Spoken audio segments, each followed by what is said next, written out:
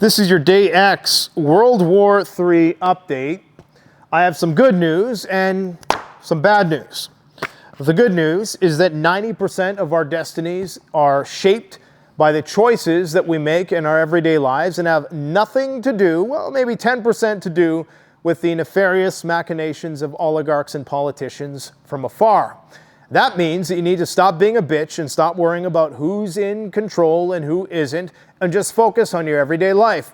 That said, let's focus on the 10%.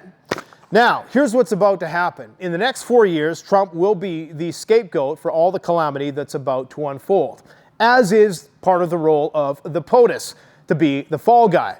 But in Trump's case, it's going to be exceptional. Now, I forewarn you, I don't play Hegelian dialectics. I'm not tribalistic, so don't try to put me in a box. Don't try to get mad at me because I don't represent your side. I don't play that bullshit game. I just finished telling you 90% of your destiny is shaped by what you and only do, regardless of what those old geezers say. So focus on that and stop being a little bitch. Here's what we got to talk about today. The Democrats have dodged a bullet in the next 4 years.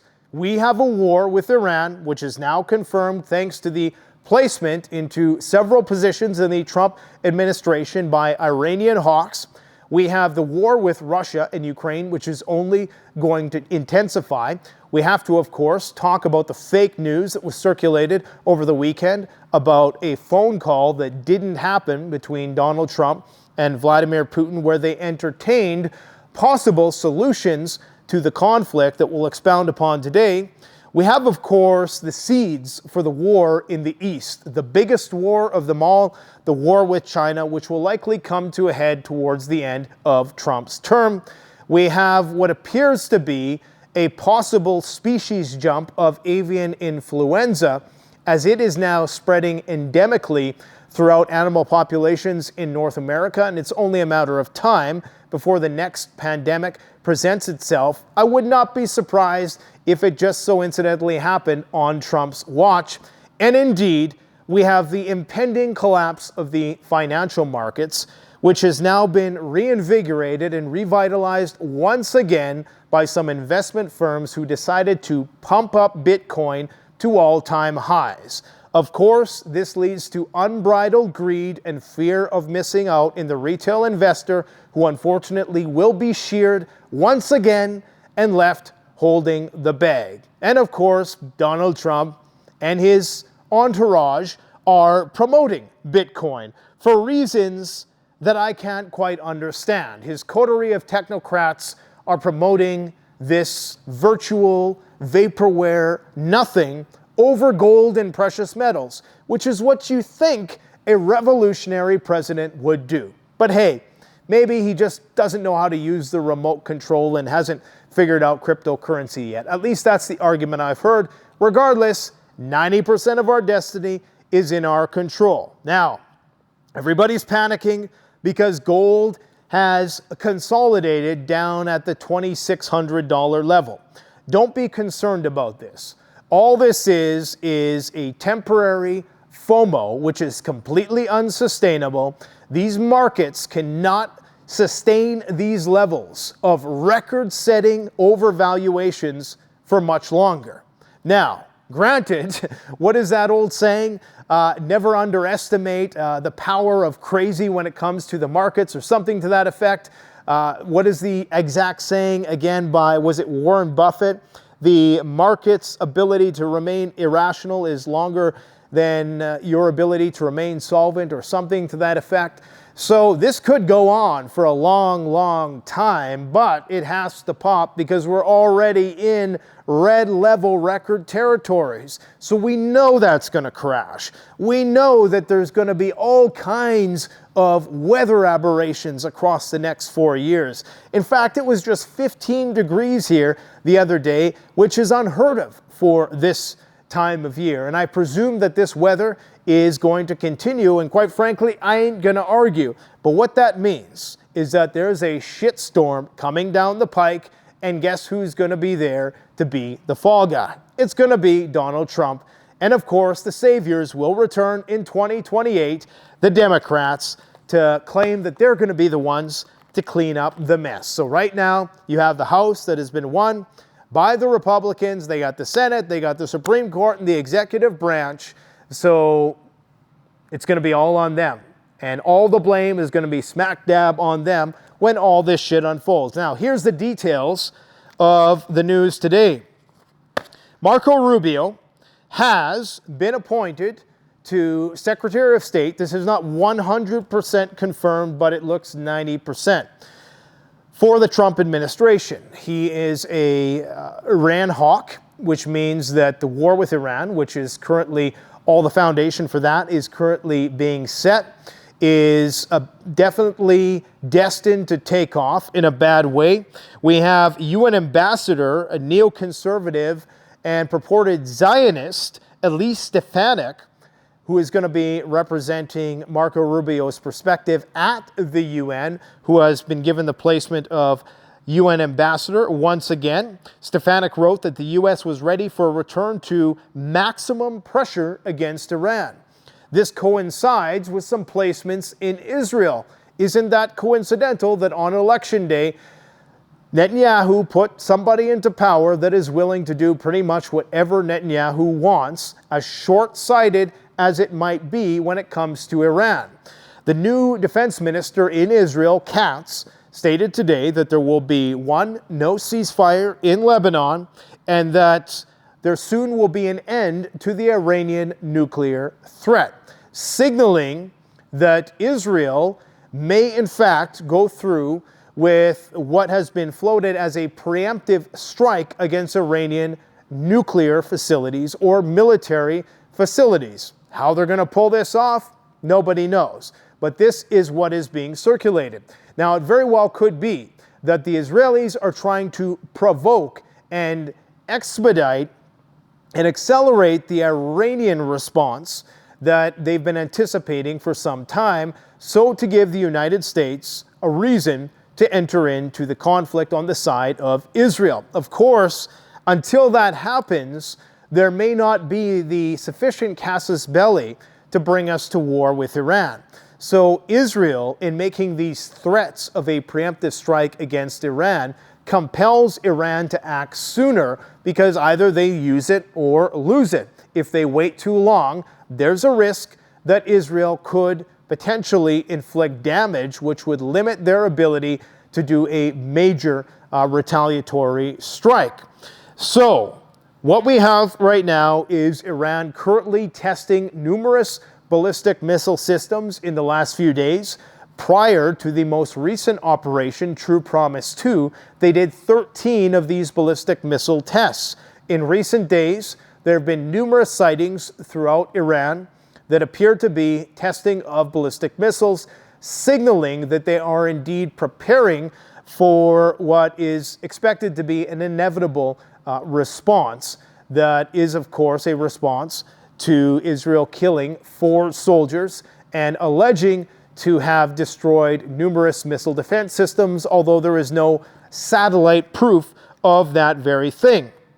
In addition, you have the Saudis, who are attempting to establish plausible deniability with the Iranians. They know that when this thing pops off, that thanks to the Abraham Accords and all the work that's been done with Israel and Saudi Arabia under the Trump administration's watch, and over the years continued to some extent, that they will be potentially held partly responsible by the Iranians, who will then proceed to either directly or by proxy light up their oil and gas infrastructure, making it untenable. So what we know is that today Mohammed bin Salman lashed out at Israel in what appeared to be a very contrived sort of way for public relations purposes, and condemned the genocide currently underway in Gaza, where upper level estimates are in the 200,000 death range, not directly the result of strikes alone, but famine, disease, etc., etc. So in addition to that, they're also meeting. You had Mohammed bin Salman meet with, or not meet, but have a phone call, I believe, with Pezeshkian, the Iranian president, in an attempt to have some, at least, optical rapprochement between these two countries for plausible deniability once again. Because, of course, the concern is going to be that you may have American or Israeli fighter jets using Saudi airspace, which would make them complicit in the minds of the Iranians and thus make them a target. When this war unfolds and oil goes to $200 or $300, it will be the result of oil not being able to pass through the Strait of Hormuz, but the progressive drop-off of oil output as a result of these missiles that are going to be flying back and forth. So I believe right now what Saudi Arabia is trying to do is a classic keep your enemies close, or keep your friends close and your enemies closer, with the hopes that Iran spares them when the shit starts hitting the fan. Now, an unintended consequence of a war in the Middle East, as the United States is one of the main exporters of crude now in the world, is that a convenient way to pay off all the debts that are coming down the pike and mounting year after year. $1 trillion in interest alone in the United States will be to have the United States be able to sell its oil at a much higher price. So now the incentive is, in fact, to, especially if you're going to be decoupling from China, is to start a war in the Middle East and drive the price of oil sky high to increase oil revenues to make up for the lack of tax revenue that you're not going to get anymore thanks to tax cuts of the Trump administration. And I guess the tariffs against China are certainly not going to help the economy at all, and nor will the rounding up of 10, possibly tens of millions of immigrants and sending them away and thereby completely eviscerating your workforce that, of course, you're going to need in order to provide cheap goods to people. So I would say at this point in time, doesn't matter what country it is in the world, if a politician is not telling you that in order to rebuild, it is going to be a long, hard road and there's going to be a lot of blood, sweat, and tears, they're probably feeding you a lie. The only way the United States really gets out of this and is able to somehow pay its debts, and it's not going to be without its share of unintended consequences, if they can jack that price of oil as high as possible and become the #1 sustained exporter of crude in the world.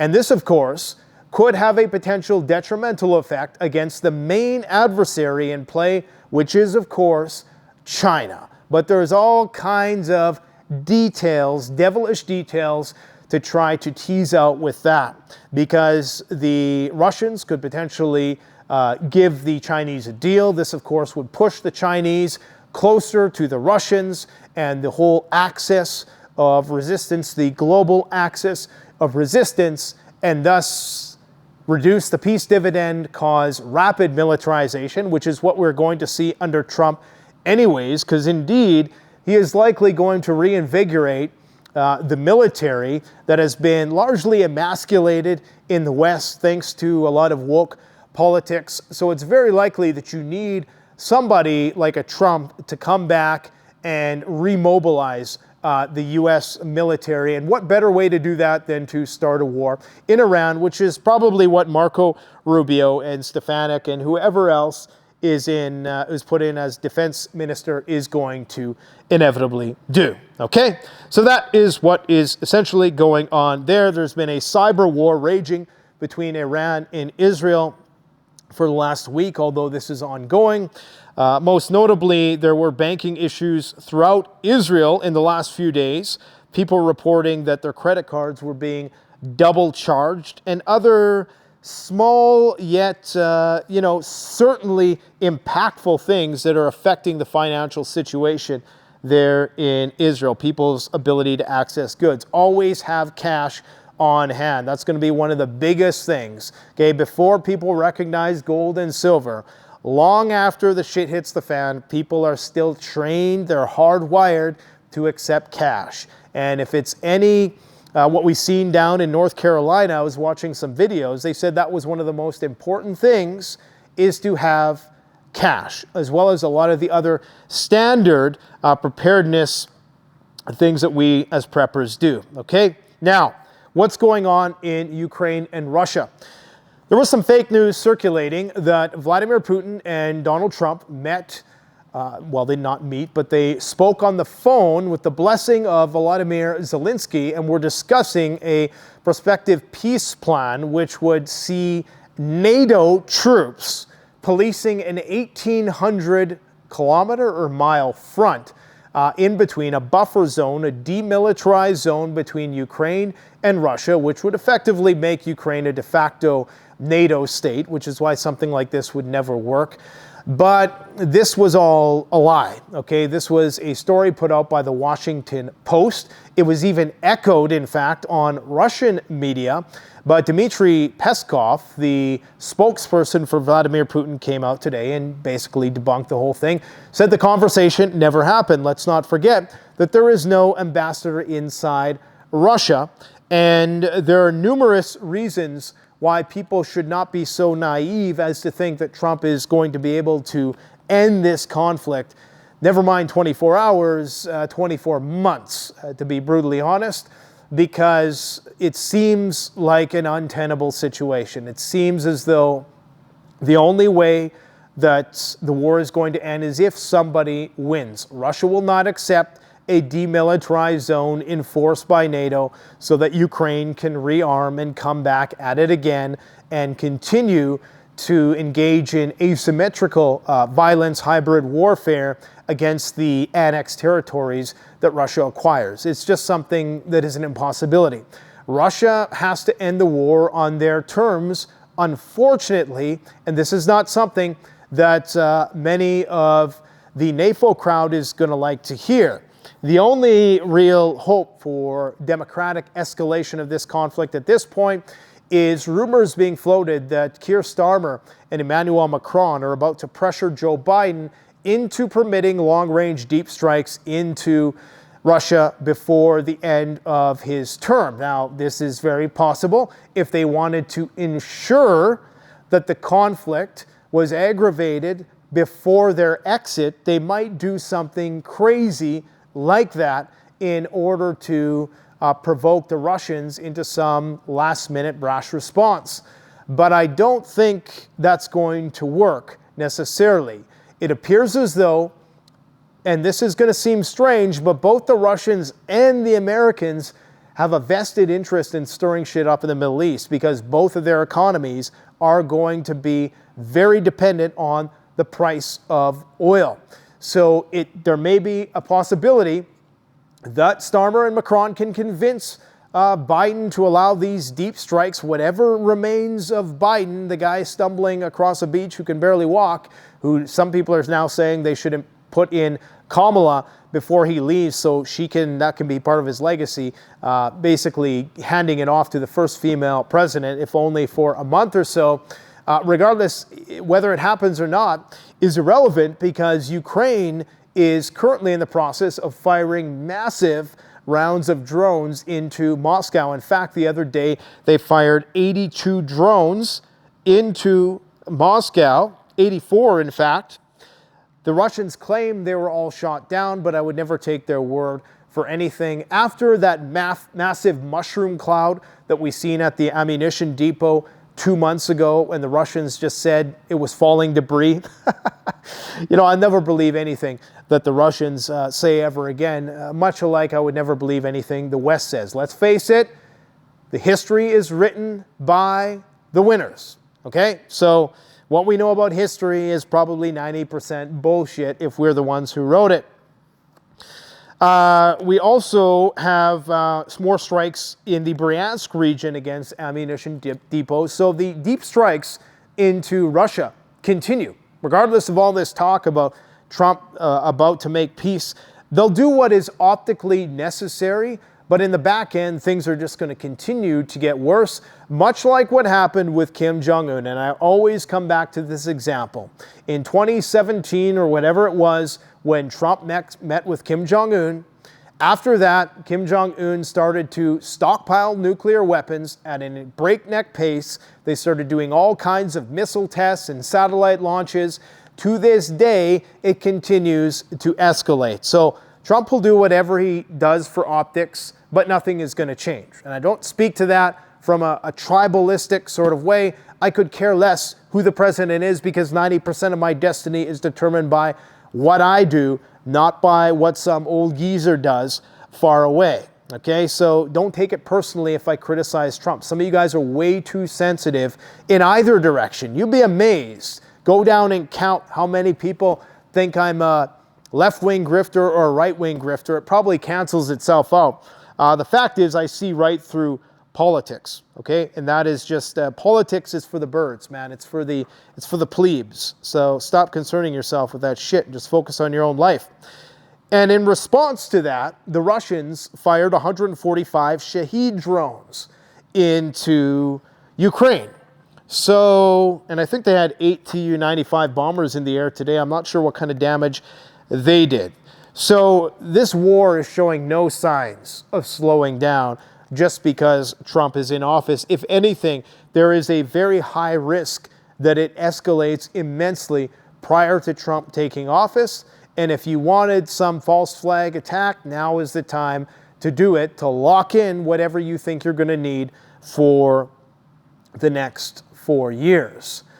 It starts to look like the U.S., the only way they're going to be able to maintain financial hegemony is with a massive expansion of their military. Because remember, the only reason why you get to have the global reserve currency, the golden credit card that allows you to print as much money as possible and people will still be piling money into your stock market, foreign investment is through the roof, even though Americans are all poor. Some of them, 401ks, are treading and riding on this wave of foreign investment because America is the golden credit card. Until now. The Chinese are catching up, the Russians are catching up, and all of these countries that we put under sanctions are starting to work together against us. The only way to ensure that the United States maintains financial hegemony is if they maintain military hegemony. So keep an eye on military. Keep an eye on military stocks, on military policy throughout the next 4 years. Because I have a sneaking suspicion that you're about to see a massive recruiting drive in the U.S. military, unless they invent some sort of robot by then that can perform the basic duties of a soldier. I suspect that they're going to need a lot of troops on the front line. Okay?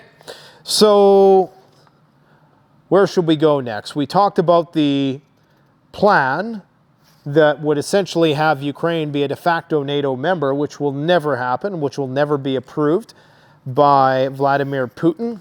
Canada is in the process of banning TikTok. They haven't banned the app outright just yet, but they've basically told TikTok's offices in Vancouver and Toronto to pack up and get the fuck out.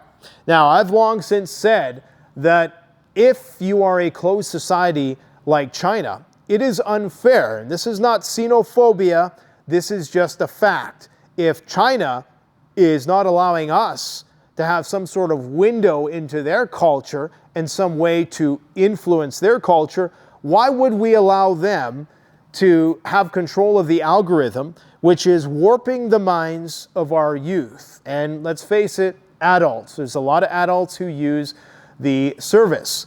So a lot of people are chalking this up to an attempt by the establishment to censor people, basically oblivious to the reality that you are allowing the Chinese to influence us in ways that probably can't even be quantified yet, be they moving people in a political direction, causing divisiveness, or just dumbing people down and making us waste our time on pointless scrolling until we're blue in the face. So we don't have that capability in China. It's very controlled there. So again, I'm not saying this because I want a war with China. That's not going to be something we're going to be able to fight anytime soon. That is one of the most delusional thoughts that anybody could have, especially considering that China is slowly but surely converting their industrial base into military armament manufacturing. But it's just a reality that we have to face. So we're going to see decoupling on a massive scale. And yeah, that's what's going to happen. So it's all par for the course of an inevitable conflict with China, and that's what all of these things are about. The war with Iran, the war with Russia, they're all a means to the end. They're all Chinese proxy conflicts, if you will. Okay, now Peter Schiff made some interesting comments on Bitcoin recently. And he basically said, because there's this plan, Trump has this plan to make a Bitcoin reserve, which seems preposterous. Could it be just to try to diversify and hedge one's bets?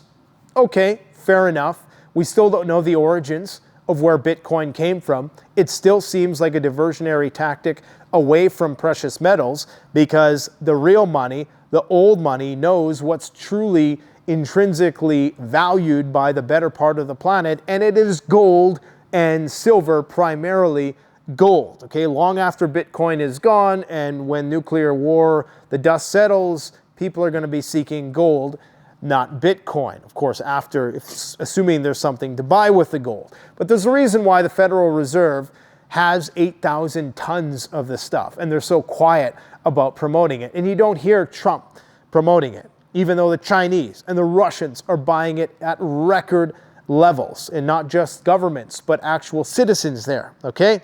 So he thinks that if the US government bought 1 million Bitcoin, it would likely trigger a price surge, causing many Bitcoin holders, aka hodlers, to cash out and profit. Okay, so you see the kind of catch-22 that we get in. As more hodlers sell, the price would crash, right? Forcing the government to print more money to buy more Bitcoin to prevent the price from collapsing. Well, where does the money come from? They're just printing it. So they're just moving one thing to another, right? You're moving a dollar to a Satoshi, essentially. The government's Bitcoin reserve would lose value because it would require constant purchasing of Bitcoin to maintain its value, thus undermining its purpose as a stable reserve. As the US prints more dollars to buy Bitcoin, inflation would accelerate, eventually leading to hyperinflation and making the dollar worthless. It's definitely a dire prediction, may not be exactly the way it goes, but it seems absolutely absurd that we would print money in order to buy a Bitcoin reserve. If you're doing that at the national level, then you're in competition with other nation states who are basically playing into this game of musical chairs, essentially, where it's about if you can find a greater fool. So can you find a greater nation fool which is willing to pay more, and who's going to be able to pull their money out quicker before the bubble bursts? It's an interesting theory by our friend of the channel, Peter Schiff.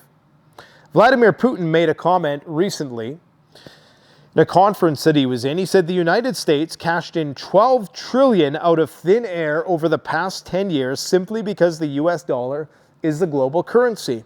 And I've been talking about this for some time. It's all about the global credit card, and you have to have the military power to enforce the vaults. They just make money out of thin air, he says, and this is what everyone should bear in mind. Russian gold reserves have surpassed 200 billion for the first time. The share of gold in its reserves has reached 32.9%, and they've increased their gold purchases by 4%. So you can bet that they are going to continue to buy gold at this level. And I believe when they started to ramp up and they started to do trade in gold, the price was around 2,500. So that is really the base case for gold. I can't see it going below that. And if it does, it's only going to be temporary. Everybody thinks that Trump is going to get lax on taxes and is going to deregulate, and that is going to trigger a boom in an already overvalued market. Maybe in the long term it will, but it first has to crash, okay? You have to get out all the zombie companies and all the vaporware that is just waiting to be vaporized.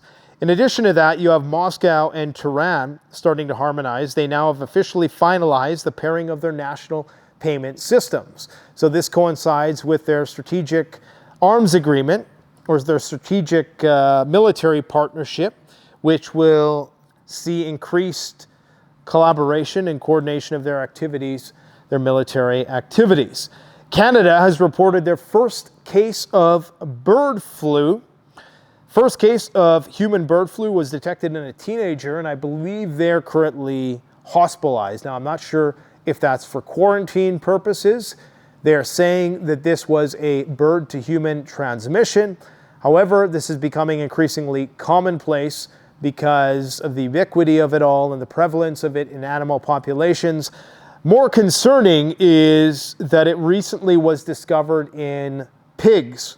And pigs have a similar genome or a similar physiology as humans, and usually when something jumps into a pig, it eventually, that's like a natural stepping stone for it to recombine into a form that is infectious to humans and could see sustained human-to-human transmission. So any day now, I mean, bird flu, I'm surprised it hasn't happened already. It's incredible how flippant the media is being about it, considering all the crazy shit they put us through from 2020 to 2023, I guess, in some places.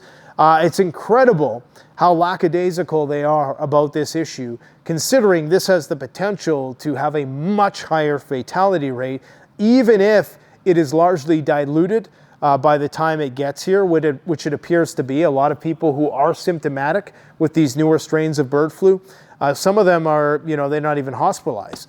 So, this is something which will likely be as endemic as coronavirus. It just depends on which strain infects first and which strain has human-to-human transmission first.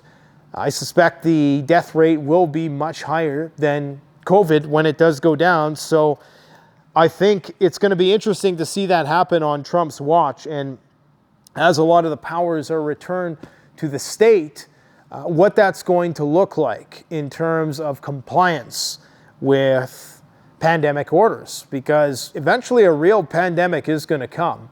And what I've always worried about is that now everybody distrusts anything the government and the CDC say with respect to this stuff. And I just hope that when the real pandemic does come around, we are wise enough to know the difference between hype and what is real.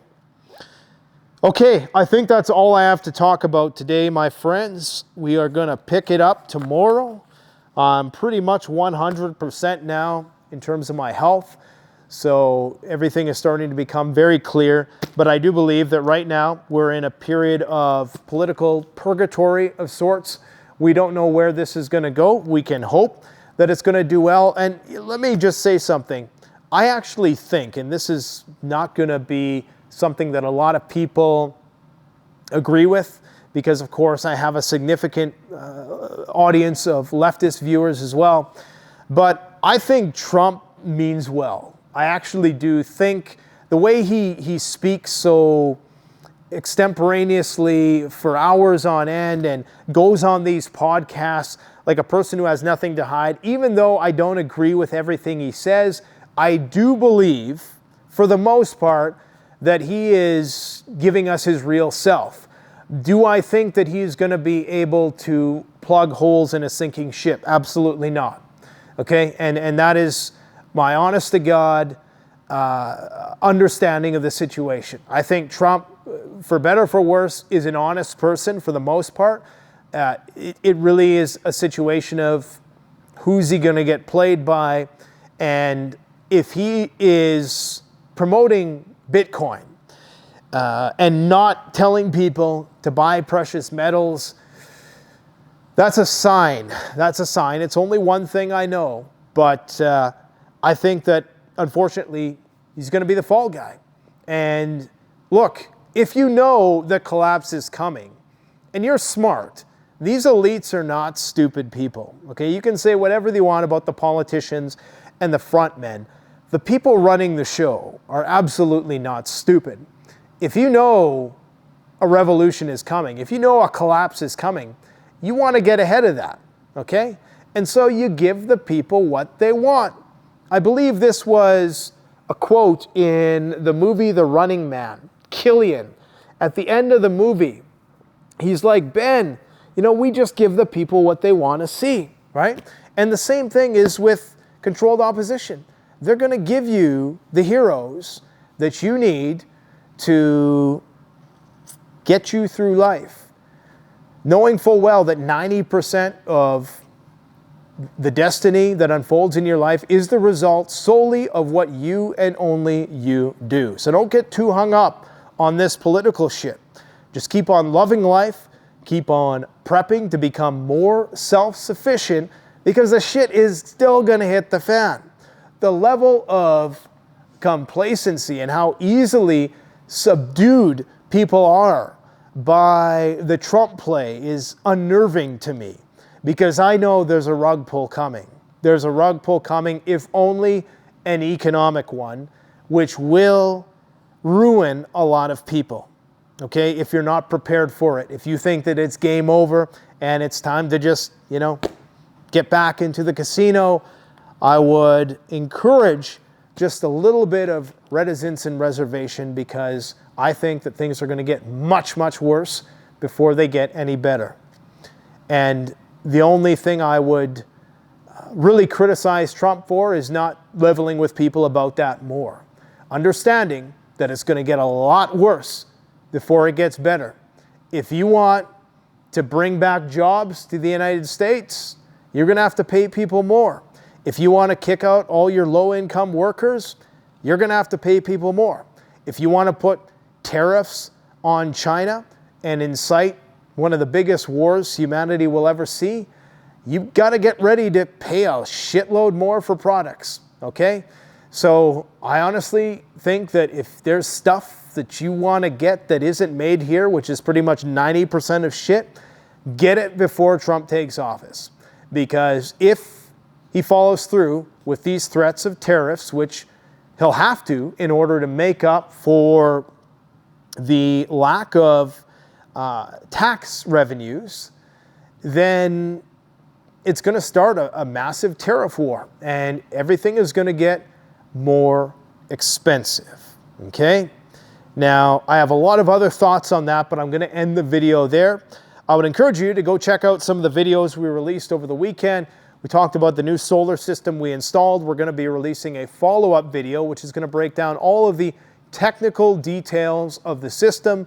And I would encourage you, if you did plan on doing a whole home solution, go through the Solar Power Store. I'll post a link in the description. They do great work, but you have to book it early if you want them to actually do the work. They do have DIY kits and things of that nature.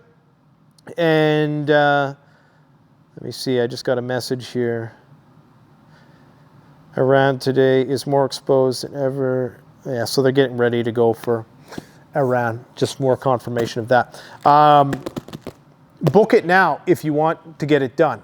I've talked about all levels of power generation on the channel, from my humble beginnings with my first 10-watt power film panel to the mid-level to whole home solution, portable solutions, and now we've finally broken into the complete off-grid solution. We also did a video over the weekend that showed you how to freeze dry marijuana. Really simple. We grew a marijuana plant because it's legal here, because of course they want to keep us dumbed down and complacent until the shit hits the fan. And that's what they're going to do in your country too. It's no surprise that it's legal in some respects in California.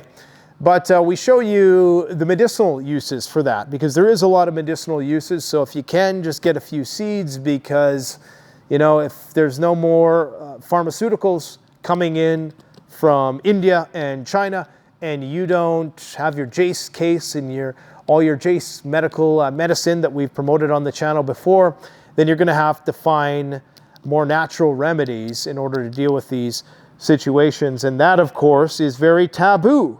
I don't even think that YouTube demonetizes those videos because of the legal repercussions. I mean, probably half that, but I almost think that some of it is due to the natural path, or whatever they call it, the medicinal aspects of it, because of course the only thing that is fit for human consumption is something that was concocted in a lab, because nothing concocted in a lab has ever been bad for humanity, hasn't it? We'll see what the new Kennedy placement, if he is put in a position in the FDA or wherever they're planning on putting him, we'll see what sort of changes are made in that respect. It will be interesting to see.